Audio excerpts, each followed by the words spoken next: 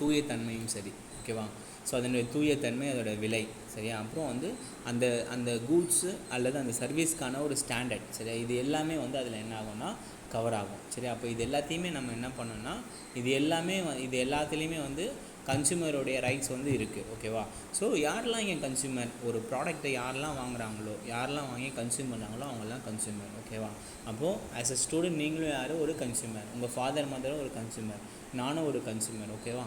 So இப்போ வந்து பார்த்திங்கன்னா அடுத்தது, the consumer is to be protected against any unfair practices of trade. அதே மாதிரி வந்து பார்த்தீங்கன்னா அன்ஃபேர் ட்ரேட் ப்ராக்டிசஸ்னால் என்னென்னா, அதாவது நல்ல விதமான முறையில் இல்லாமல் ஒரு முறைகேடான முறையில் என்ன பண்ணுவாங்க, அவங்களுடைய வணிக வழக்கங்களை கொண்டு போவாங்க, சரியா. It is mandatory for the consumers to know this rights. அப்போது இந்த அவங்களுடைய கன்சூமரோட ரைட்ஸ் என்னன்னு சொல்லிட்டு அவங்க தெரிஞ்சுக்கணும். However there are strong and clear laws in India to defend consumer rights. இந்தியாவில் வந்து பார்த்தோன்னா ஒரு வலிமையான ஒரு கிளியரான லாஸ்லாம் என்ன இருக்குது, கன்சூமர் ப்ரொடெக்ஷனுக்கு, கன்சூமர் ரைட்ஸை ப்ரொடெக்ட் பண்ணுறதுக்கு இருக்குது, ஓகேவா. So the most important law is the consumer protection act 1986. இதில் ஒரு முக்கியமான ஒரு லா எதுன்னு கேட்டிங்கன்னா, சட்டம் எதுன்னு கேட்டிங்கன்னா, கன்சூமர் ப்ரொடெக்ஷன் ஆக்ட் 1986.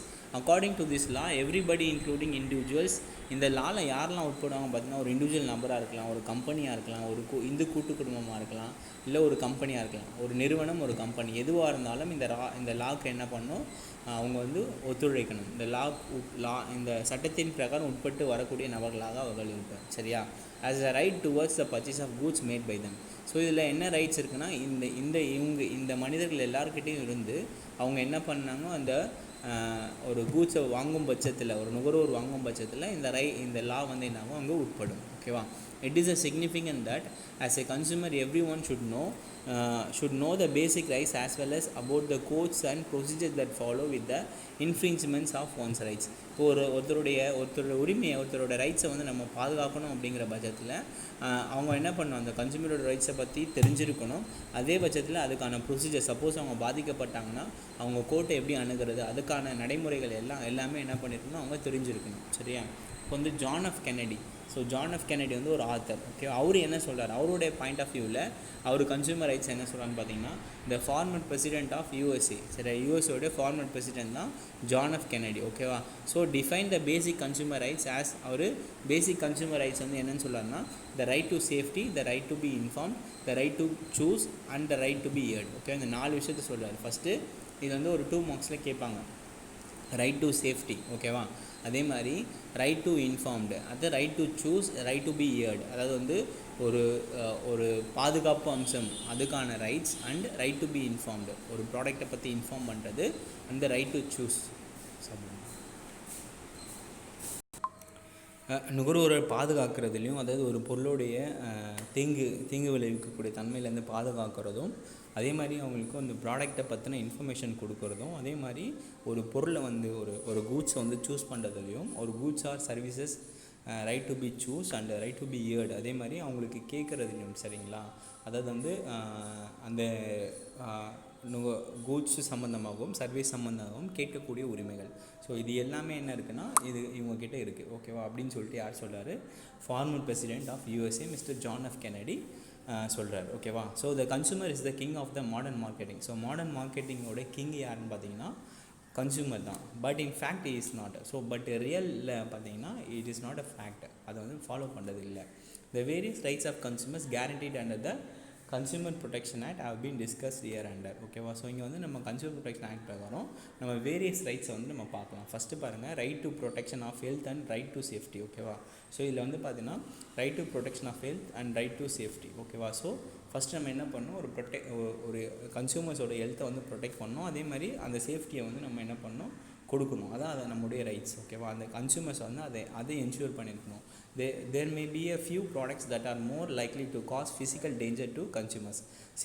சில ப்ராடக்ட்ஸ் வந்து பார்த்தோன்னா ஃபிசிக்கலாக டேஞ்சரை வந்து உண்டு பண்ணும்.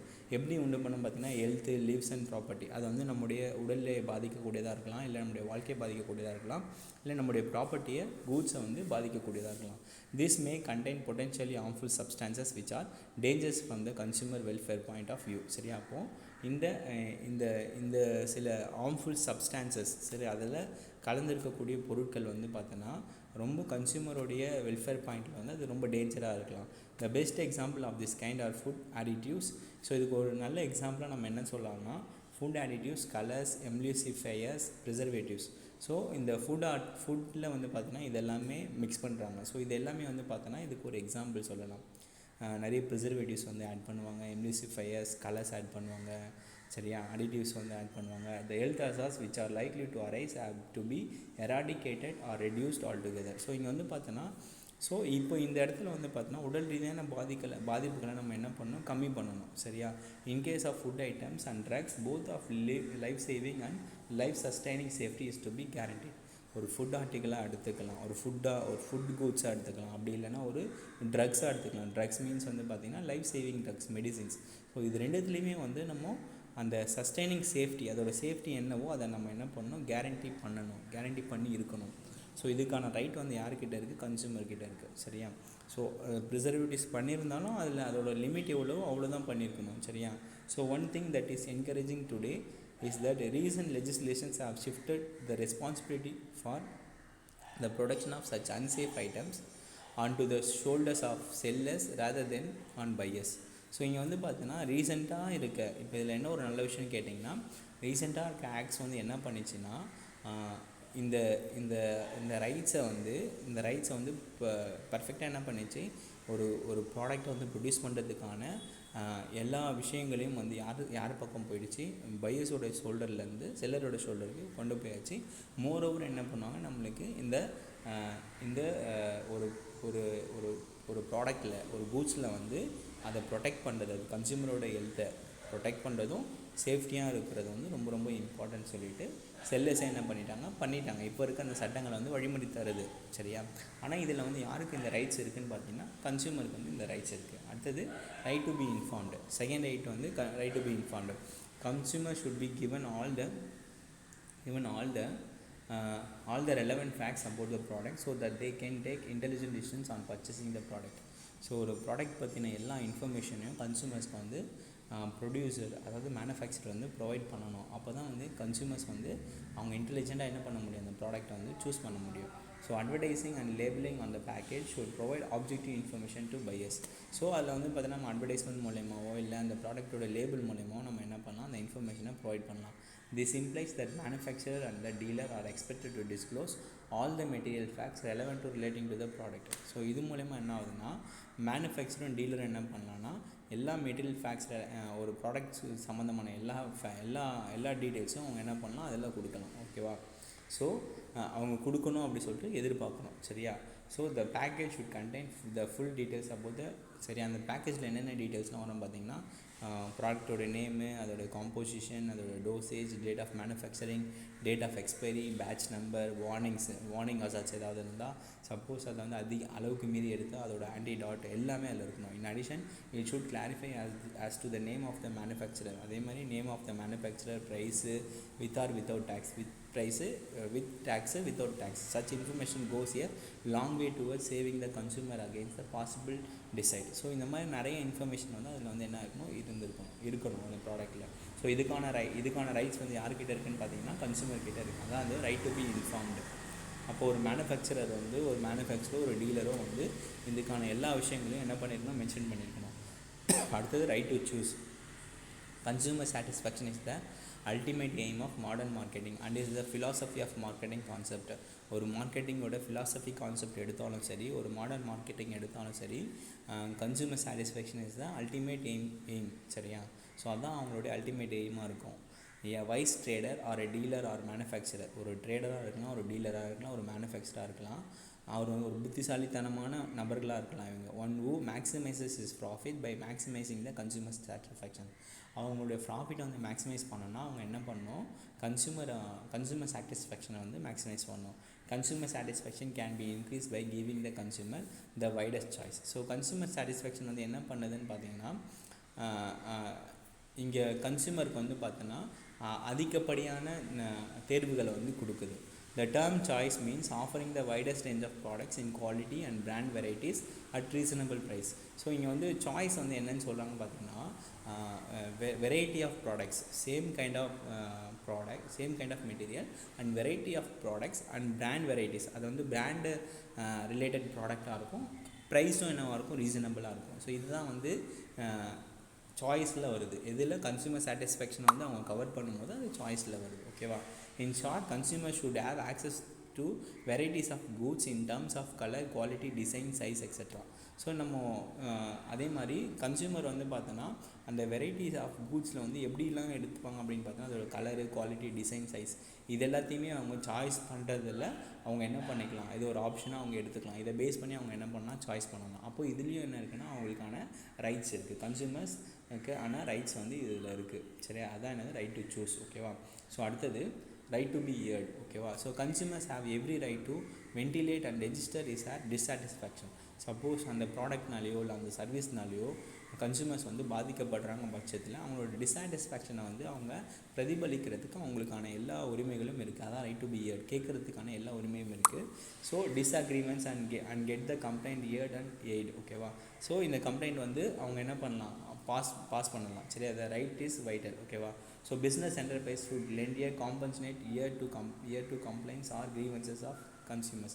ஸோ கன்சியூமர்ஸ் கொண்டு வர கம்ப்ளைண்ட்ஸையோ இல்லை வந்து ஒரு வழக்கையோ அவங்க என்ன பண்ணணும், பிஸ்னஸ் என்டர்பிரைஸ் அதுக்கு ஈக்குவலாக என்ன பண்ணணும், காம்பன்சேட் பண்ணணும். All business enterprise would have a separate department or wing or segment for addressing consumer grievances. அந்த மாதிரி கன்சூமர் பாதிப்படைகிற விஷயங்களுக்காக என்ன பண்ணணும்னா ஒவ்வொரு பிஸ்னஸ் என்டர்பிரைஸும் தனியாக என்ன பண்ணணும், அதுக்கான ஒரு டிபார்ட்மெண்ட்டை அவங்க அரேஞ்ச் பண்ணணும். அந்த டிபார்ட்மெண்ட் மூலயமா அந்த கன்சூமருடைய க்ரீவன்சஸை அவங்க டிஸ்பியூட்ஸ் வந்து அவங்க வந்து கிளியர் பண்ணணும். ஓகேவா? ஸோ இதுதான் வந்து பார்த்திங்கன்னா ரைட் டு ஹியர்ட். ஓகேவா? ஸோ அடுத்தது வந்து பார்த்திங்கன்னா அதாவது அவங்களுடைய கன்சூமர்ஸோடைய குறைபாடுகளை கேட்கணும் பிஸ்னஸ் என்டர்பிரைஸ். ஸோ இதுக்கான ரைட்ஸ் வந்து யார்கிட்ட இருக்குன்னா கன்சூமர்ஸ் கிட்ட இருக்குது. அடுத்தது ரைட் டு சீக் ரெட்ரஸல். ஓகேவா? ஸோ ரெட்ரஸல்ங்கிறது என்னது, ஒரு அமைப்பு, அதாவது வந்து ஒரு கோர்ட் மாதிரி, கன்சூமர் கோர்ட் மாதிரி. சரி, அந்த ரெட்ரஸலை வந்து அணுகிறதுக்கான எல்லா உரிமையும் யார்கிட்ட இருக்குது, கன்சூமர் கிட்ட இருக்குது. எப்போது உண்மையாக நீங்கள் பாதிப்படைந்திருக்க பட்சத்தில். சரியா? when you truly affected by one of the product or services. Okay, this step is one step ahead of the previous right. Fourth ரைட்டோடைய அடுத்த ஸ்டெப் தான் என்னதுன்னா இந்த right to seek at redressal. First நம்ம என்ன பண்ணலாம், கேட்கலாம். சப்போஸ் கம்பெனிஸ் வந்து அதை நம்ம சொல்ல வர கம்ப்ளைண்ட்டை வந்து அவங்க ஏற்றுக்காத பட்சத்தில் we seek redressal. Okay, the complaints and protest are not just to be heard. வெறும் கேட்கறதுக்கு மட்டும் இல்லாமல் but the aggrieve party is to be guarantee compensation within a reasonable time period. சரியா? அந்த நம்ம கேட்குறது மட்டும் இல்லாமல் அந்த கம்ப்ளைண்ட்டை வந்து அவங்க என்ன பண்ணணும், அந்த ரீசனபிள் டைம் பீரியட்குள்ளே அவங்க என்ன பண்ணணும், காம்பன்சேட் பண்ணணும். சரியா? there should be prompt settlement of complaints and claims lodged by the aggrieved customers. So எந்த கஸ்டமர் வந்து கம்ப்ளைண்ட்டை வந்து பண்ணுறாரோ அவருக்கான ப்ராம்ப்ட் செட்டில்மெண்ட்ஸ் வந்து என்ன பண்ணணும், அந்த கம்பெனி கொடுக்கணும். This will boost consumer confidence and help render justice to buyers. Suppose அந்த கம்பெனி கொடுக்காத பட்சத்தில் நம்ம என்ன பண்ணலாம், ரெட்ரஸல் ஃபோரம் நம்ம வந்து அணுகலாம். அவங்க மூலயமா நமக்கு என்ன கிடைக்கும், ஜஸ்டிஸ் கிடைக்கும். இது மூலயமா என்ன ஆகுனா கன்சூமரோட கான்ஃபிடென்ஸ் வந்து இன்க்ரீஸ் ஆகுது, அவங்களுடைய பையிங் கான்ஃபிடென்ஸ் வந்து இன்க்ரீஸ் ஆகுது. There should be fair and just settlement of deserving claims in a definite time frame. அதாவது உண்மையான காம்பன்சேஷன் என்னவோ அதை அவங்களுக்கு என்ன பண்ணணும், அந்த குறிப்பிட்ட டைம் பீரியட்குள்ளே கொடுக்கணும். ஸோ இதுதான் வந்து ரைட் டு சீக் ரெட்ரஸலோடைய நோக்கம். சரியா? இதுதான் அவங்களுடைய ரைட்ஸாக இருக்குது. அடுத்தது right to consumer education. The consumer has a right to acquire knowledge and stay well informed all through his life. So ஒரு கன்சூமர் வந்து பார்த்தோன்னா அவருடைய லைஃப்லேயே என்ன பண்ணுறாரு, அவருக்கு தேவையான நாலேஜை வந்து அவர் எடுத்துக்கிறாரு. ஓகேவா? அதே மாதிரி அடுத்தவங்களால் அவரும் inform பண்ணப்படுறாரு.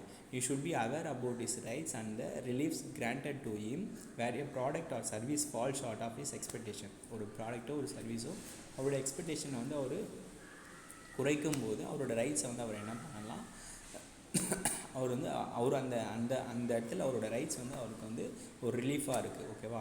So many consumer organisation and some enlighten businesses are taking a proactive part இந்த educating consumer in this respect.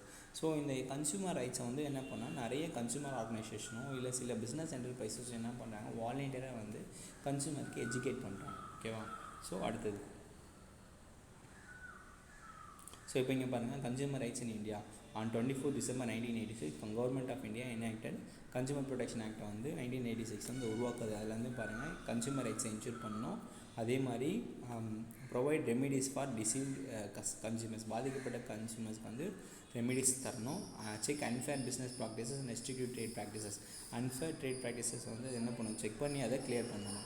அடுத்தது right to quality of life. So quality of life refers to the perceived well-being of people. So quality of life வந்து பார்த்திங்கன்னா அந்த பீப்புளோட வாழும் தன்மையை பொறுத்து இருக்குது. சரியா, அவங்க ஒன்று வெல்பீயிங்காக வாழ்கிறது. சரியா, in groups and individually and wellbeing of the environment in which this people live. சரியா, ஸோ இங்கே வந்து பார்த்தோன்னா ஒரு குரூப்பாகவும் ஒரு இண்டிவிஜுவலாகவும் என்ன பண்ணுறாங்க, அந்த அவங்களோட என்விரான்மெண்ட்டில் வந்து அந்த பீப்புளோட வாழக்கூடிய தன்மையை பொறுத்து அமையுது. So consumerism has been define as an improve quality of life. இப்போ இந்த கன்சூமரிசம் மூலயமா அவங்களுடைய குவாலிட்டி ஆஃப் லைஃப் வந்து நம்ம இன்க்ரீஸ் பண்ணலாம். It means that the environmental problems affect the very life of consumers and அந்த environment which people live. So இங்கே வந்து பார்த்தோன்னா ஸோ என்விரான்மெண்ட் ப்ராப்ளம்ஸ் வந்து ஒரு என்விரான்மெண்டல் ப்ராப்ளம், அவங்களை சுற்றி நடக்கக்கூடிய விஷயங்கள் வந்து அந்த கன்சூமருடைய லைஃப்பை வந்து பாதிக்கப்படும், அவங்களுடைய வாழ்க்கையை பாதிக்கும்.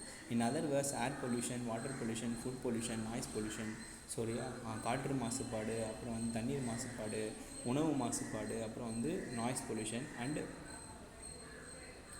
Relation pollution. சரியா, ஸோ இது எல்லாமே வந்து அவங்கள மாசடையக்கூடிய